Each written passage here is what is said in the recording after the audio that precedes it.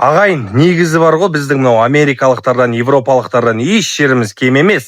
Олар жасаған дүниені біз де жасай аламыз, достар. Оның нақты дәлелі ретінде инвестиция, акция деген дүниелер. Көбісінің ойы бойынша оны тек шетелдіктер ғана қолдана алады, солар ғана бай алады. Бірақ ол өтірік әңгіме. Мына нөмірге жазсаңыздар, біздің қажет бағдарламасында дәл сол сабақтарды американдықтар мен европалықтардың өздеріне үйретіп жүрген қазақтың Жалын деген жігіті сіздерге осы инвестиция акция дүниелерін үйрететін болады.